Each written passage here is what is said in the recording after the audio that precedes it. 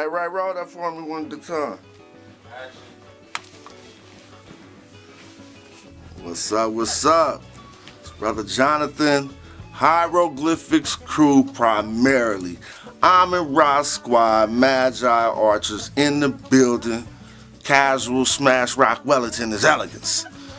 And I have the pleasure of being with the queen, the goddess, Sistah Iminah.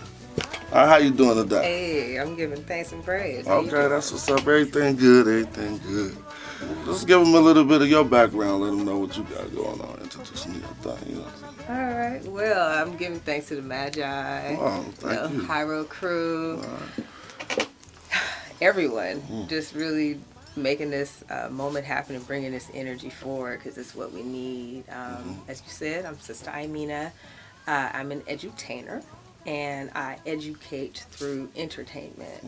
As an artist, I know that my art represents my vision of life, and the vision I have of life is us as a people rising from ghetto to goddess. Okay. I heard that. Ghetto to goddess. Yes. I think that was the name of the presentation you might be doing. Yes. As well as a project you're working on. Yes. Tell us more about it. Yes. So with From Ghetto to Goddess, that is my brand. That's the lifestyle, that's the culture that I am presenting to the world and really bringing forth in a new reality for us. From Ghetto to Goddess, first I have to recognize that we as a people went from goddess to ghetto.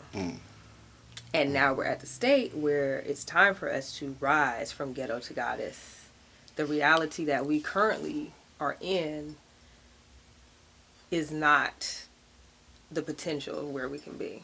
Interesting. Have you ever heard the concept of the black woman as God? Some people yes. that. Oh, yes. And it's interesting how you said we went from goddess to ghetto, you know what I'm saying, and looking at things matrilinearly instead of most people be like, we went from God. And I just like, okay, well, she got the right to say that coming from her perspective, you know what I'm saying? That's how you really should look at things. Right. And so that's cool. Well, I brought a copy of my book for you. It's Madjai Handbook for the Conscious Community. I guess I could grab it. Excuse me. Y'all, you know what I'm saying? Wow. And this is just really a collection of articles written at rapgod.wordpress.com, you know what I'm saying? And a lot of the information, I mean, honestly, look at this cover. It's done by Hakam Multimedia. Actually, my brother Ujau Uri Ma'at did that, you know what I'm saying? And so, yeah, well, really, a lot of the research in the book come out of me debating with people, honestly, keep it real, on social networks and all over the place. Right. But in order to really get to the bottom of a lot of the information that people were spewing all over the place in the last 3-4 years, it took, some tedious research for some of the claims. And so instead of just wasting my content by just giving it all to Facebook and putting it on social media, I was like, at least let me start a blog at first. Oh, wow. And so that was about 2011 when I started that, rapgod.wordpress, and I started looking at my readers. It was beating my views on videos. Like, I put up a video with some music and put out an article and be like, dang, I got this many thousand reads on an article. And even back when I was doing it on WordPress, they'll show you exactly what country, how many people from what country or whatever. I was getting reads all over the world, all over Africa. And so it inspired me to write my articles. I think I got up to like 22, 23 before I said, I'm about to need to compile this into a work. You know what I'm saying? So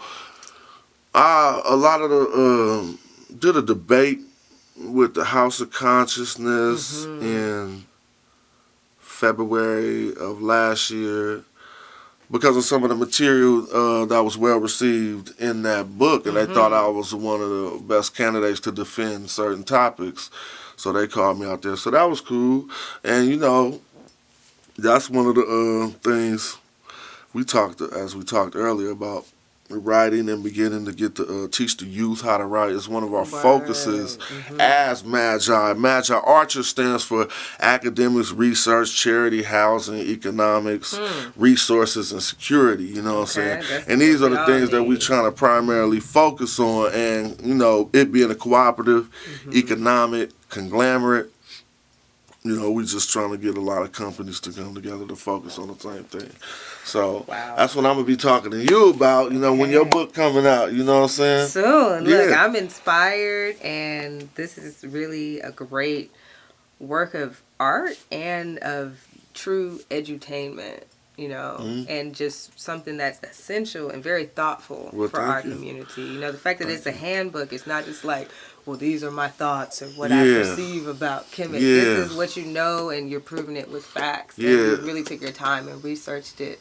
So that's something, you know, that's a real rap god. Well, thank you. So, all right, well, let's talk about learning African-centered culture in Oakland. What that was like for you. I heard you said you went to Ile-Omodule. How did I say that right? Ile-Omode. Okay. So, okay, to give you the background. So, I wouldn't be any of who I am without my mother. Okay. You know, my mother really, Zarina Ahmad, she really became a born-again African, and in that raised me, and, you know, both my parents really raised us to know ourselves as African people who are in America, and how we got here and why we're here and what our responsibility is to give to the next generation. And so I was able to go to be raised in the African-centered tradition. My mom taught at Umoja House. Umoja House? Yeah, Umoja House. That's in Oakland? Yeah, so that's in Oakland, run by Sister Linda Johnson. Okay, what that's that? I'm so puzzled.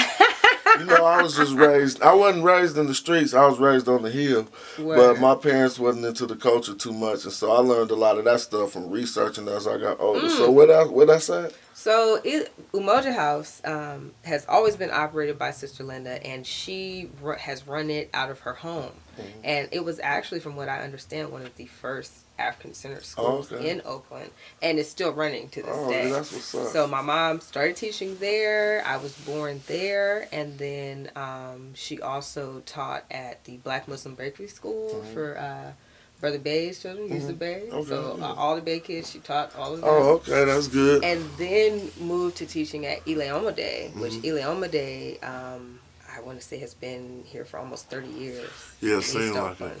And that is that's the House of Amin-Ra? House of the Children. And then also with Ile-Omode is Wolsey Community Church, which is the House of Amin-Ra. Yeah, that's okay. The same building, though. Yeah, same building. Same building. Because I did a little bit of time over there just when I was first trying to, you know, step away from certain things. I think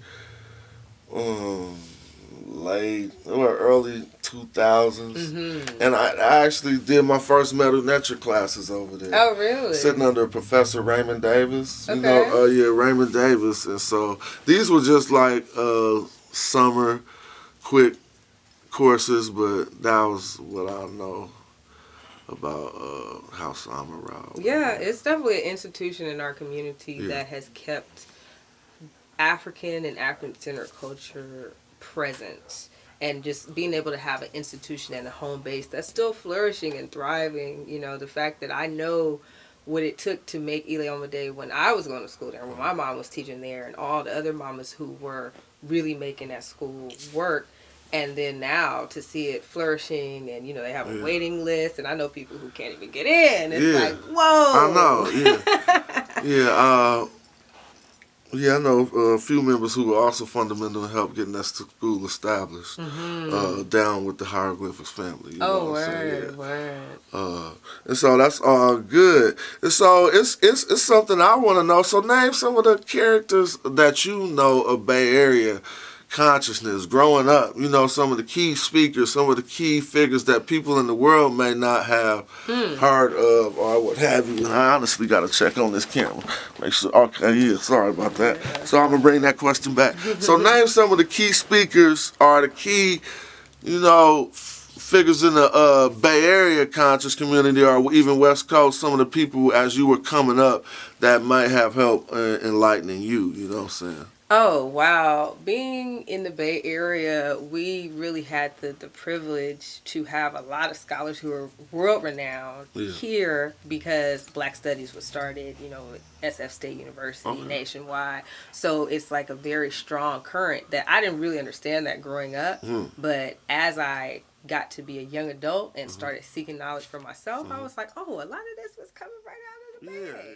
We just had a little camera glitch while we was going in on some of the key Bay personalities, and I was like, let's go back to right when you said Obenga, then you had told me about a brother I was unfamiliar with who wrote. What was his name? So, Baba Oba Tashaka. Okay. Oba Tashaka. I read his book. I got it in Atlanta, actually, and it's called The Political Legacy of Malcolm X. Okay. Very important book to really outline what Malcolm X was doing politically, and just it gave me a lot of focus in terms of how to view the struggles that Black people, quote unquote, Black people have in America. Oh, yeah. And just when people are just really thinking of us, his thinking was so outside of any box. It's just like our true, like this is an international issue. And this is something that we need to link with governments of other countries and also the international courts to really get a working solution. I was like, what? That sounds like an interesting work. Yes, very much so. So and that was the Bay. I'm like, wow, he's right here, San Francisco. So there's, and then just having a culture here and having such a strong cultural element to growing up in Oakland and having places like Ileoma Day, like EOYDC, like... I took karate there. Me too. I used to take karate with Mr. Hall. There you go. That's heck of fun. Yeah, me and he my used brother. to do these 6 hours. I said it on Facebook a few weeks ago. Like, you ain't really from the East if you didn't take karate at EOYDC. That's real talk. Or whatever, you know what I'm saying? And I grew up African dancing there with Sister Linda. Oh, okay. She had the whole hood doing African dance. Well, that's what it needs to be. And looking like we are straight from Africa because we are. Yeah. Well, really I grew up there. on 82nd, you know what I'm saying? First person who introduced me to anything rather like arcane information was a brother named David Haynes. He changed his name to Osajifo as we got older. It wasn't a lot of people into consciousness. Like I said, my mom and my parents were devout Christian, and they watched over me good. So I was pretty well protected. But right in the same neighborhoods, I'm seeing how you did exactly almost the opposite. And I see a lot of the great opportunities that I could have been exposed to that I missed out on. I met a lot of people who sat under Theophile Obenga when he was at State and were his students. And, now his work is so relevant in the modern arguments that are happening. It's going to cause me to write a new handbook for the conscious community because now there's a class of so-called researchers who are promulgating the Afro-Asiatic language group as if it is something that Theophile Obenga did not work to dismantle. You know what I'm saying? Which is one of his key arguments. And so I'm like, sometimes I look through the community and see new spokespersons or scholars arousing, but then I can't be fooled by someone just posting something on social network and thinking that they're a person with an authoritative voice. But still, there are people who are having some reproach or they going against what some of our elders, the information our elders brought in light of some European teachings. And so that got me crazy. And so it's another scholar that I'm only familiar with his work by what my peers who can read French relay back to me because he's a French scholar named Jean-Claude Mboli who supposedly built on Obenga's work. Actually, he really broke it down from scratch and redefined a whole new system of language classifications that basically also did away with the Afro-Asiatic language group. And so it's good to, I remember One of my brother's brother Patah told me he sat up under Obanga and got a lot of his. He like, man, I got all kind of files. I got English books translated in there. Wow. He like, I got everything. And so just that resource alone from being one of his students, and many other brothers like himself who were here in the Bay Area teaching the concert, that's something I was like, man, I wish I kind of like was wiser at a younger age. You know what I'm saying? Yeah, I mean, I also feel everything at its time. Definitely. Everything real. at its time. But it was so much, and still is the potential for so much to happen here, because in the Bay, especially in the town, people about their business. And so once people get hip to what's going on, they're going to take it and run with it. Yeah. And so that's why we're here today, bringing it, arching it. Madjai Archers, arrows up. They ain't knowing I'm a real archer too, though. I got my compound bow. Because I'm like, how I'm going to claim something and not be that? Exactly. That's the same reason why I had to learn the metal nature after rocking the hieroglyphics for so long. Word. I'm like, eventually somebody going to come to us and be like, y'all know anything about that? Yeah. And I'll be like, oh, quite certainly, actually. You know what I'm saying? What you want to do? That's dope. Some dude tried to play me one time. I'm with my daughters at a festival in Berkeley, and there was a Arab vendor selling Egyptian artifacts in his booth. And I'm walking by with my daughters from Atlanta, and he's like, come here. And I'm like, let's go over there, some Egyptian stuff. He started fake telling me what it said in front of my daughters and trying to just be a salesman. Yeah, this says And I was like, dang, I had not spent a lot of time with my daughters. It was like they was fresh off the plane, but this was like one of our first out experiences. I was like, hold on. And then I was like, no, I don't say that, and start really reading. Because he thought it said Tadak Amin, but it had a different name. I think it had, maybe his horse name, which the name it had was Neb Keparura. It did not say Tadak Amin in the Shinu or the cartouche, but he just know King Tut. So he's like, it says Tadak Amin. And then this was my first chance to read Medu Nature in real life application in front of my children who were like, in high school at the time. I seen them blush. And then he turned to my daughters and was like, your dad is good.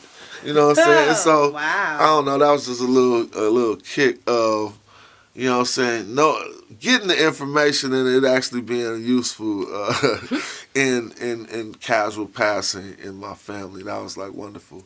You know what I'm saying? But what is the grand application of your research or studies or, pursuit of knowledge? What do you intend on doing with it? You know what I'm saying? Well, I intend on what I'm doing now, what's developing now, really bringing a culture in all aspects of the culture, bringing art, bringing economic opportunity, bringing a change in reality in how people live their lives, day to day, being able to affect on that level, and helping to truly free our minds, because our minds have been systematically dismantled and reprogrammed, and now a lot of people's minds are leading their lives on a path that is filled with despair and destruction. And I call it menticide. I guess everybody calls it that. That's what it is. It's menticide. That's what it is. Our minds are in a lot of people's minds. Our minds are not, but a lot of our people's minds, unfortunately, are in a mental ghetto. And really unpacking what that means if something is in a ghetto. How? Who? What? When? Where? Why? Really just unpacking that word and what that really means. Yeah, I see it. I was trying to rationalize some of the things I see in the hood today just on my commute. And I was just trying to really understand what it means to walk around with your pants sagging like all the way down. And be smiling and be happy and be confident in your countenance as a black man while you doing that. With your children, but then I thought about my prior experiences as a youth or as a youngster, And just because I'm like, okay, just because my pants was 3 inches higher than theirs, I think it's justified how I did it. But there was somebody looking at me the same way. But and not that ain't what I was focusing on in the thought in my commute. I was focusing on what they're really trying. What is the message they're really trying to relay to society by doing that? Like, you know what I'm saying? I'm like, it's some type of,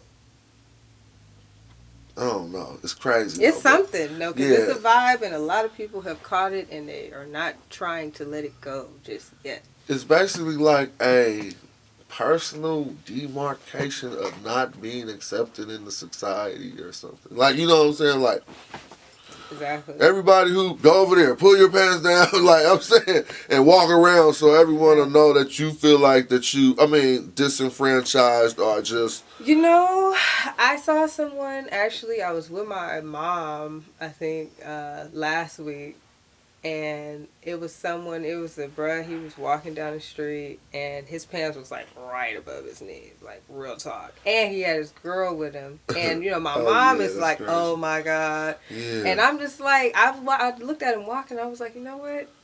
That is an art form, though.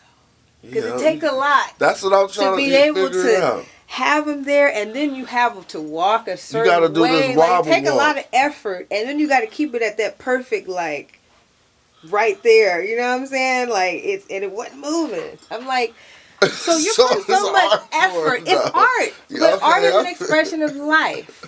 Art is an expression of life. So the pen said, all right, we're going to have a contest. I'm saying, as you said, it's really it's something that's going on the inside that's inspiring them to do it, but we really have to figure out what does that mean? I think I didn't like the way the belt felt above my hip, and so I let it drop just a little bit. But if I felt air, they be feeling air all day. Oh, it be air. They don't even care when they feel it was air. all air. I'm like, I could see your entire underwear, and I really don't want to. I mean, I would rather not. Yeah, that's cool. I don't know what took me down that street, but I mean, it's good to keep it real, because, like, I mean, honestly, what we're going to be addressing on May 7th is Fear of a Black Planet and, you know, presentations addressing the global attack on African culture. But some of that attack is an N-word attack. You know what I'm saying? And I'm going to keep that all the way 100. Even now, we have to talk about how our misunderstanding of religion, you know what I'm saying, is affecting us as well.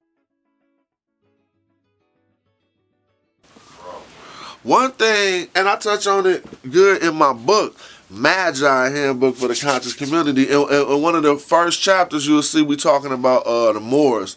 I got a chapter called No More Kemet, No Kemet, No More, and also another chapter just addressing the misnomer that the MR glyphs in Medu Neter means more. But primarily the reason why I wanted to talk about that is because we need to address this current plight that we're in and understand that this is a real long war that's been going on between what historically was called Christians and Muslims, and regardless of our current position, our affiliations in America, historically we would have been on the Muslim side of that initial war, because when we start at 7-11, I'm talking about just the classification of Christian meant somebody white at a certain point in time. Even before they start calling themselves Americans and calling us Negroes, the first names held in America were not Pilgrim and stuff. It was the Christians and the Africans. You know what I'm saying? But yeah, it was no concept of the white exactly. race. It was not a concept yet. For real. So for me to keep on track with what I was trying to say, this is a long-term war that started even prior to 711 AD. You know what I'm saying? But in 711 AD, when Tariq the Moor invaded Spain, and then leaving in 710 when Tarif, can't remember, I don't want to misquote his last name, but prior to Tariq invading Spain, it was Tarif where the term tariff came from. He set up a little line you couldn't even cross. But Tariq entered Spain, and we fighting a war with what they call, I guess, a Christian-Muslim war are getting between what some may call the Moors and the Christians for 800 years, up until we start learning our American history at the point they say 1492. This year is really relevant because this is the year when they finally kicked the Moors out of Granada. Yep. You know what I'm saying? And Exactly. so what this allowed was, now you're gonna have to correct me. What was Christopher Columbus? So Was he French? What was Christopher no, he Columbus? was Portuguese. Okay, well, but who was he rolling with? The Queen Ferdinand and King. Both. King Ferdinand and It's Queen hard for Isabella. Okay. He brought them together. Okay, They so came that's together. that's what we want to know. Portuguese. Well, exactly. So once they got rid of the Moor, they couldn't even sail the damn seas. Yeah. Before that, you see what I'm saying? Because the Exactly. Ottoman Turks at that time, or at least a little bit before that, had all that waterways locked down. And so once they pushed the Moors back into Africa, so to speak, they now got this all stuff. Now Ferdinand can finance Columbus. You see what I'm saying? And now they're selling the world blue. But my point is, I'm telling a long story to say, when they get to America, how you think they treating the dudes that they just was warring with for, you know what I'm saying, for this long? They like, oh, it's a wrap. Yep. Not to mention, most of the torture devices that come out of slavery come directly up out of the Catholic Church. Yeah. And persecuting witches and heresy and all of these And things. the Inquisition. They're Exactly. thinking about who were they inquiring about? Exactly. And why would your religion be the so-called classification for you getting all these instruments of torture? We really don't even know exactly what happened with the Inquisition. And really, if we don't. analyze it now, we would see a lot of it was people who were of the Moorish descent. Oh, definitely, there definitely. And ties to that culture. And not to mention, and I'm not truly being accurate on my periodization, but I want somebody to look it up. I think this was at the end of the Reconquista, or this long 800-year war that they're trying to get their land back, so to speak. And so again, now when we see the foul mistreatment, and you wonder where they finding this energy just to mistreat a person now that they on top like that. It's genetic a little bit, you know what I'm saying? And it's also in a little bit of they fighting a long war too against the black man, and they trying to position themselves, keep themselves positioned on top. But in historical context, if we know, we going back to civilizations that go back, we can't even say how far BC. They try to truncate it down to 3100, and that's bad.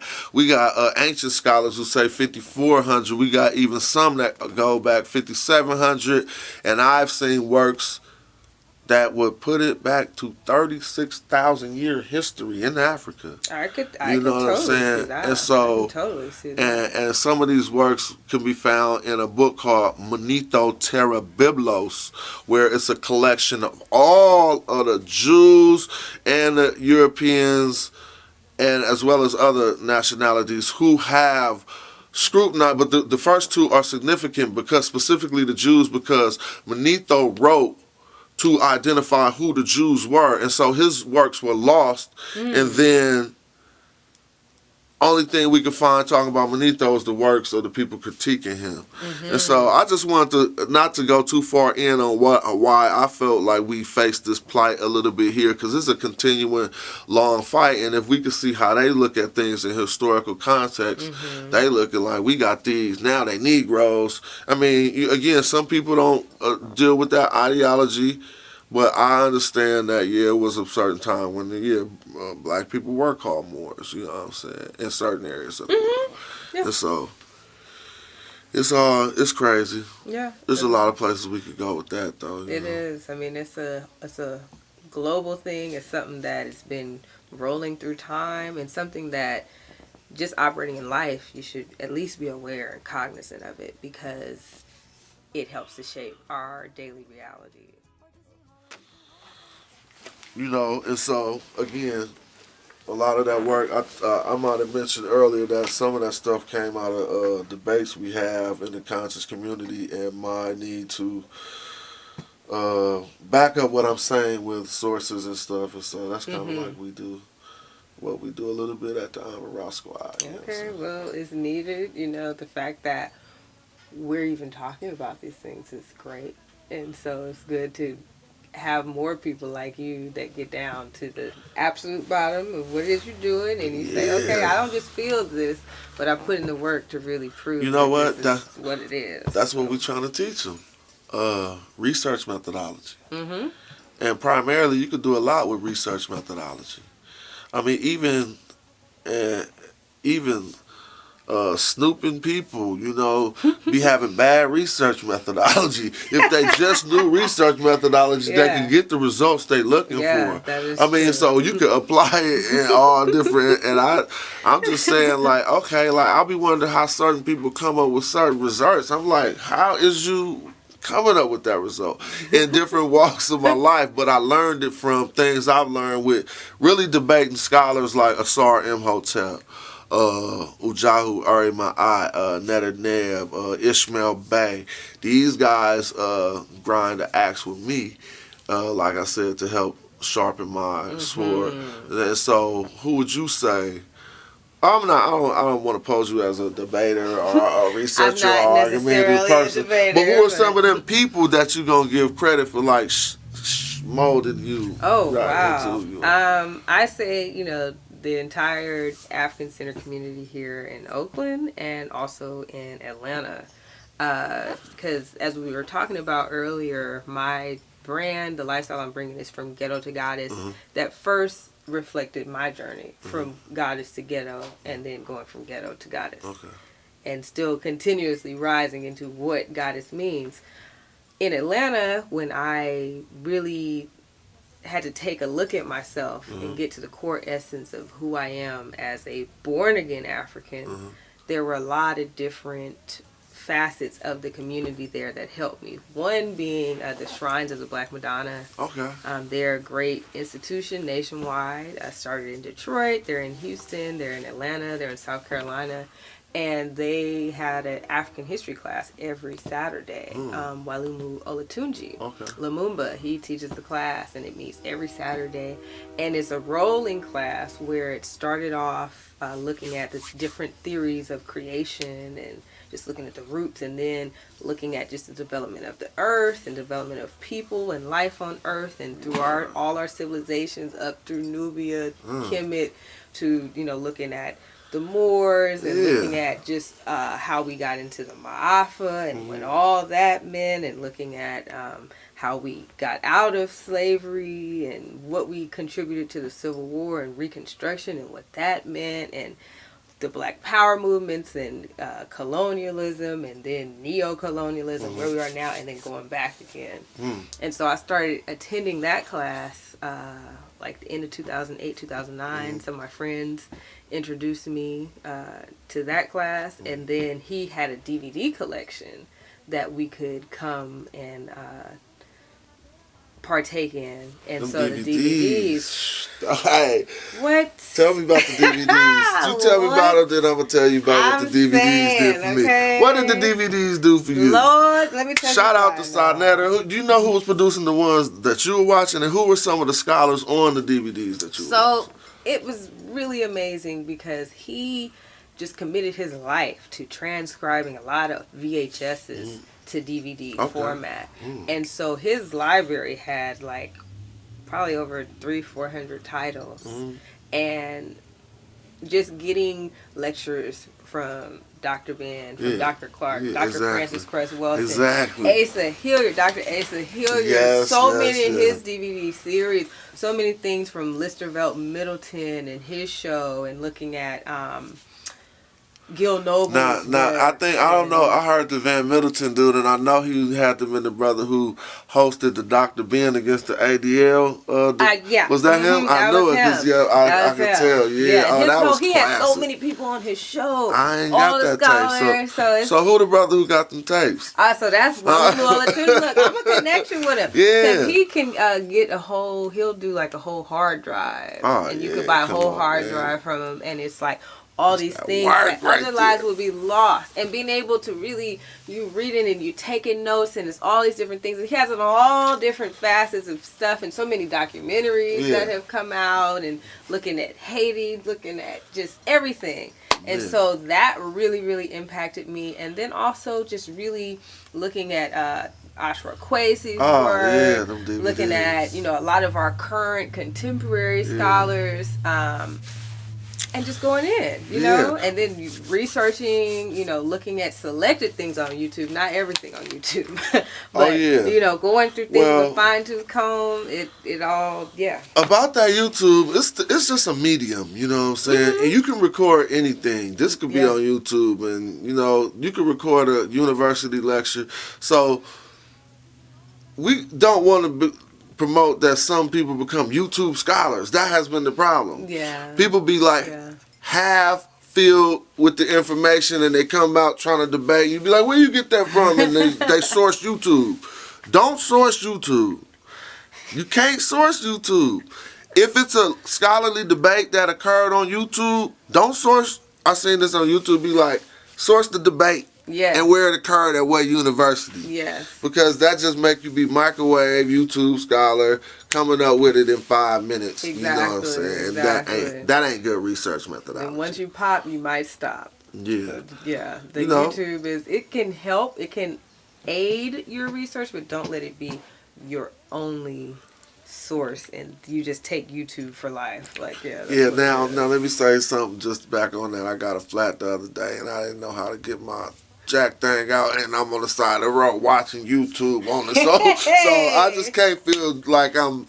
I had to be honest. I did. Let me watch YouTube. But when you're trying to debate and do scholarship, do the due diligence. Exactly. I agree. I agree. Everything in balance. Well, it was a blessing to have you here today, and thanks for your time. You got any plugs you want to throw out to the people, or any links where they can find your work or something? Word. So thank you for having me, for opening up this opportunity.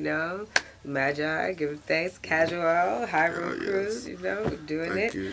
I have my first single from Ghetto to Goddess coming out April 21st, produced by John Mackey, the chemist. So much love to everyone involved in that project and bringing that to life. I have a lot of shows coming up in the Bay and nationwide, internationally. So look out, Sistah Iminah.